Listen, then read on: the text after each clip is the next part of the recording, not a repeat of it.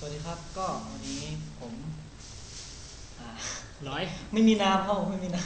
ำก็จะมาร้องเพลงพระเจ้านะครับใครที่เป็นคริสเตียนก็ฟังแล้วก็ช่วย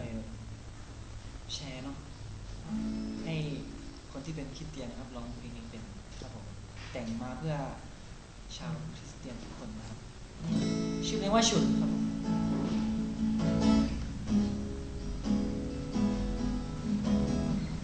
อาจจะไม่เพราะนะ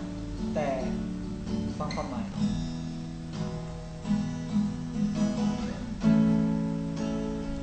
เป็นเพลงที่แบบ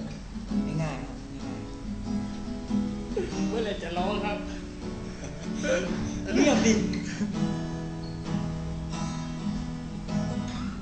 ชีวิตในบางครั้งบางครั้งและเสียใจสิ่งที่ข้าได้ทำลงไปเพราะรักให้มันคงบนทางที่ข้าเดินเคยผิดและเคยหลงมีพระองค์ผู้เดียวเท่านั้นที่ทรงให้อภัยเปรียบดังไฟที่ส่องสว่างบนทางที่มันมืดมนให้ข้านั้นได้หลุดพ้นบนทางของซาตานจุดข้าขึ้นมาจากไฟที่ล้อ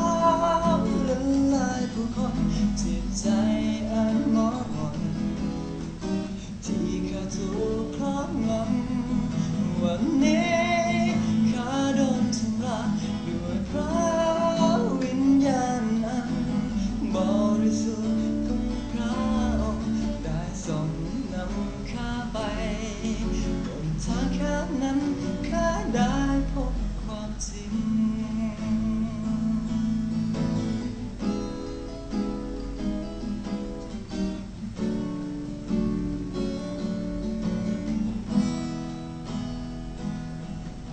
เปรียบดังไฟ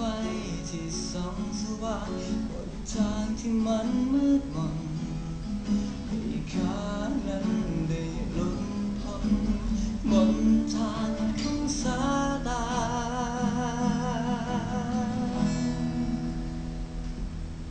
นจุดข้าขึ้นมาจากไฟที่ล้อมละลายผู้คนจิตใจอันหมองมนที่ข้าถูกครอบงำวันนี้ข้าโดนทำร้ายด้วยพระวิญญาณอันบริสุทธิ์ของพระองค์ได้ทรงนำข้าไปบนทางแคบนั้นข้าได้พบความจริงจุดข้าขึ้นมาจากไฟที่ล้อมละลายผู้คนจิตใจอันหมองมนที่ข้าถูกครอบงำวันนี้ข้าโดนทำร้ายด้วยพระ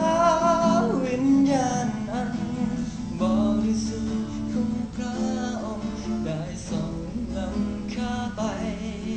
บนทางแคบนั้นข้าได้พบความจริงบนทางแคบนั้น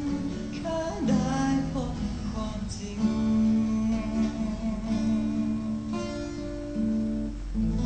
จบยังขอบคุณครับ